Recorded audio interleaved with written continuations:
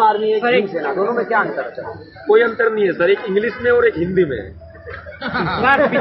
चंद्रशेखर उसके अध्यक्ष हैं और आप भीम सेना जी, देखिए दोनों का क्या भूमिका है? देखिए वो मेरे बहुत अच्छे मित्र हैं, पहले भी थे, काफी समय से रहे। सहारनपुर का कांड हुआ था तब भी वो मेरे बहुत अच्छे मित्र थे और हम लोगों ने साथ ही उस समय भी संघर्ष किया है। भीम आर्मी संगठन की स्थापना उन्होंने की थी, हमारे बाद ही की थी वैसे, 2010 में हमने भीम सेना बनाई थी। लेकिन जहां समाज में बात आती है, एट्रोसिटी हो जाती है, कहीं एकजुटता की बात आती है, तो हम साथ खड़े होते हैं। हमारे में कोई विवाद नहीं है, कोई किसी तरह का मतभेद नहीं है, हम दोनों भाई हैं आपस में। अपने लेवल पे उनको अपने कंधों पर भरोसा है तो सतपाल तंवर को अपने कंधों पर भरोसा है। क्या आने वाले वक्त में सतपाल जी भी भीम आर्मी की तरह एक देश की नाम किया, इस तरह की पॉलिटिकल पार्टी बनाई? नहीं, देखिए ऐसा है, पार्टी जब बनाई जाती है जब हम किसी ऑलरेडी किसी से निराश हो जाते हैं तब बनाई जाती है। अभी मेरा ऐसा कोई विचार नहीं है, लेकिन मेरा कोई भरोसा भी नहीं है कि भरोसा मतलब ये कि देखिए जब तक हम लोग अच्छे लेवल पे अपना काम कर रहे हैं और राजनीतिक भागीदारी में भी हम लोग समाज को ले जाने की कोशिश कर रहे हैं, और जब अगर कहीं ना कहीं हमें निराशा हाथ लगती है, जैसे ऑलरेडी हमारी पार्टीज हैं और हम जो है फिर भी हमें वहां से निराशा हाथ लगती है, लोगों को पूरी तरह से प्रतिनिधित्व नहीं मिल पाता, समाज को नहीं मिल पाता, या कोई विचारधारा कहीं गलत हाथों में चली जाती है, तो फिर मजबूरन कदम उठाना पड़ता है। और ऐसे समय समय पर होता रहा है, तो होगा तो भी मजबूरी में पार्टी बनाई, आप कॉन्फिडेंट? देखो वो जानते होंगे, वो मुझे नहीं पता। 15 पे भारी पड़ता नजर नहीं आ रहा, 15 फिर भी कहीं कमजोर नहीं पड़ रहा है। लेना सर एक बहन जी के बारे में क्या है? 2024 में किसको सपोर्ट करेंगे? क्योंकि अभी 2024 में हम लोग अब जो है गठबंधन भी हुआ है विपक्ष का, और इधर से बहन जी भी अपनी जगह स्टैंड बनाए हुए हैं, तो हम लोग अपने स्तर पे काम कर रहे हैं। और अभी मेरी एक संविधान बचाओ मसाल यात्रा है कश्मीर से लेकर कन्याकुमारी तक, मैं उस दौरान में स्पष्ट कर दूंगा जो हमारे साथ आएगा हम उसके साथ जाएंगे। बहन जी के बारे में क्या कहेंगे? बहुत अच्छा काम कर रही है बहन जी ने, 4 पर सरकार बनाई है और बहुत ही अच्छा काम कर रही है, आगे भी अच्छा ही करेंगे। हमारी बड़ी वो भी इसमें तो देखिए जब तक ईवीएम नहीं हटेगी तब तक मोदी का ही रास्ता है। मतलब आप भी सवाल खड़े कर सकते बिल्कुल सर, बिल्कुल। मैं ये नहीं कहता कि हर एक राज्यों को चुनाव में ईवीएम के ऊपर सवाल हो सकते हैं, लेकिन जहाँ सेंटर में गवर्नमेंट है वहाँ चुनाव आयोग से ईवीएम पहुंच रही है सब जगह, तो आप समझते हैं इस बात को कि ईवीएम में धांधली करके ही, ईवीएम में हैकिंग करके ही कहीं ना कहीं चुनाव जीता जा सकता है, भी कन्फर्म है। मोदी की सरकार बने तो बहन जी कह जब हाँ वो सही कह रही है, मैं अपनी बात बोल रहा हूँ, बहन जी अपनी बात सही तौर पर कह सकती है, मैं अपने बारे में सही तौर पर कह सकता हूँ। तो यही है कि देखिए सबसे बड़ी बात यह है कि ईवीएम जब तक है तब तक मोदी का राज है, और अगर हिंसाई भी अगर इस देश में आ जाती है तो कोई भी अतिशयोक्ति नहीं। तो ईवीएम हटाने के प्रयास क्यों नहीं कर रहे? चंद्रशेखर के साथ या बहन जी के साथ? मैं किसी के साथ नहीं हूँ, मैं खुद के साथ हूँ और बाबा साहब की विचारधारा के साथ हूँ। मैंने आपको बताया भी है, प्रेस को भी बताया है कि हम लोग संविधान बचाओ मसाल यात्रा आपकी पार्टी है बहुजन समाज पार्टी, मान्यवर साहब काशीराम जी की बनाई है। हमें कोई निराशा हाथ लगेगी तो सोचेंगे, जब तक निराश नहीं सतपाल।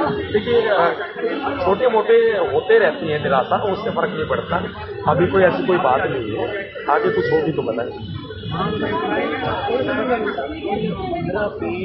हरी पर्दा नजर नहीं आ रहा, संविधान भी है, नवाज सत्ताल मैं आपको बताता हूँ क्यों नहीं नजर आ रहा। मैं पते की बात सिर्फ अपनी सेकंडों में पूरी करूंगा। वो इसलिए नजर नहीं आ रहा कि हम लोग सड़कों पे लड़ते हैं, अपनी बातों को नहीं मनवा पाते। हमारे लोग एमएलए एमपी होते हैं तो हम अपनी बातों को नहीं मनवा पाते, लेकिन कोई विपक्षी पार्टी में, यानी कि हमारी धुर विरोधी पार्टी बीजेपी में कोई एमपी एमएलए या मंत्री होते हैं, वो अपनी बात को मनवा करके अपना जो है महापुरुषों के कामों को भी करवा देते हैं। हम जिस जगह पर खड़े हुए हैं, पूरे 70-75 साल तक कांग्रेस ने इस जगह की अनदेखी की। 2003 में अटल बिहारी वाजपेयी की सरकार ने इस जगह को अधिकृत किया, अपने अंडर में लिया। 2016 के अंदर इस जगह की आधारशिला रखी गई और 2018 में प्रधानमंत्री नरेंद्र मोदी ने इस जगह का उद्घाटन कर दिया। अब हम लोग कोशिश कर रहे हैं, सुप्रीम कोर्ट में लग गई ना, अब संसद भवन में भी लगेगी। कब कब तक? देखो मैं तो डिसाइड नहीं करा, मैं बीजेपी को सरकार तो नहीं, मैं बीजेपी का विरोधी है ना, मैं तो डिसाइड नहीं करूंगा, ये तो वो आने बताएगा। वाले दिनों में क्या सतपाल जी लोकसभा का चुनाव लड़ेंगे? मेरा कोई भरोसा नहीं है, मैं लोकसभा का भी चुनाव लड़ ये सकता बार बार हूं। कहते हैं आप मेरा भरोसा नहीं, इसका मतलब मैं मोदी के खिलाफ भी चुनाव लड़ सकता तो आपसे लोग कैसे भरोसा करेंगे? आपको भरोसा अपने लिए पूरी विरोध हूँ। मेरा कोई भरोसा नहीं है कि मैं कब क्या कदम उठा लूँ, कब क्या कदम उठा लूँ। सेल्फ कॉन्फिडेंस यही है कि मैं कब क्या कदम उठा लूँ। और बड़ी बात है, सुनिए सर, बड़ी बात है कि जैसे मैं प्रधानमंत्री मोदी के खिलाफ भी चुनाव लड़ सकता हूँ, लोकसभा भी लड़ सकता वाराणसी से हूँ। बड़ी खबर, वाराणसी से सतपाल जी चुनाव लड़ सकते हैं 2024 में। बिल्कुल लड़ सकते हैं, कोई विश्वास नहीं है जी। अगर हम लोग पूरे अपने अच्छे तरीके से अगर हम लोग तैयारी करेंगे और तो ऐसी बातें टक्कर भी देंगे। टक्कर दे देंगे मोदी जी को, बिल्कुल कौन सी बात। जीत जाएंगे। योगी जी के खिलाफ लड़ चुके हैं चंद्रशेखर, जमानत जब्त हो गई थी। जो कोई नहीं करता वो सतपाल तंवर करता है, इसलिए मैंने बोला। आप अपनी लोकप्रियता का लाभ क्यों नहीं उठा लेते?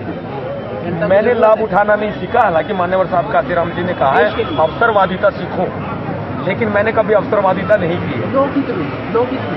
लोकहित में मैं नहीं करूंगा। आपको लोकसभा जाना चाहिए, लोग कह रहे हैं। देखिए जाना चाहिए, वो बाद में सोचेंगे सर, अभी और भी लोगों की लड़ाई लेंगे, जब सब कहेंगे तब। इस पार्टी से लड़ेंगे? मैं किसी पार्टी में नहीं जाऊंगा। निर्दलीय ही ताट ठोक देंगे। कुछ भी हो सकता है, कुछ भी हो सकता है। कुछ भी हो सकता है। समाजवादी पार्टी, कांग्रेस पार्टी नहीं, ये सब चोर है। ये सब चोर। बहुजन समाज पार्टी भी चोर है। नहीं, आपने कहा बहन जी के साथ है ना, बहन जी के साथ। देखिए मैंने नहीं देखा तो मैं क्यों विश्वास करूं? सतपाल जी बहन जी के साथ है ना? नहीं, साथ है, बिल्कुल साथ है भाई। मैंने किसी को अपनी आंखों से नहीं देखा, चाहे वो बहन जी अगर गलत भी कर रही है तो मैंने अपनी आंखों से तो नहीं देखा ना। मैं दूसरों की बात पे क्यों भरोसा करूं? चंद्रशेखर के बारे में एक बात लोग करते हैं कि चंद्रशेखर अब बहुजन समाज का वोट काट रहे हैं।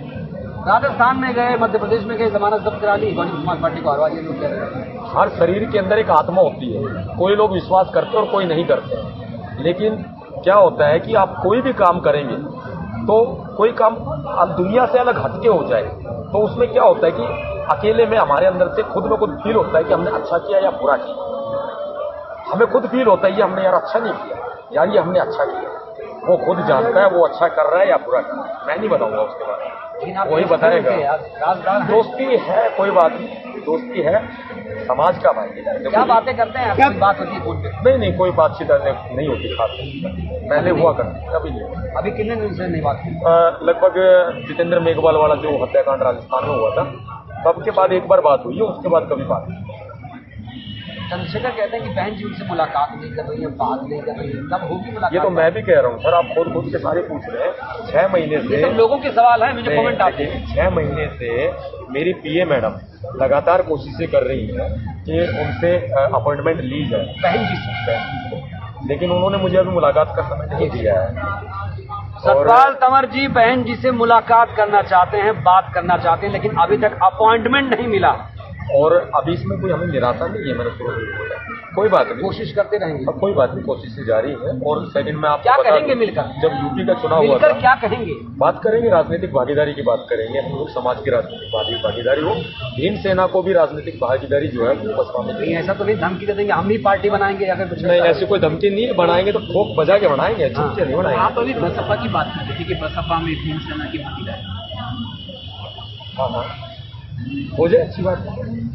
छोटी छोटी पार्टियां बच रही है, समाज आपका बिखर रहा है, वोट आपका बिखर रहा है, एकजुट कैसे हो पाओगे? देखिए ये समाज को सोचना है, बीजेपी की सरकार बिना दलित वोटों के बन ही नहीं सकती।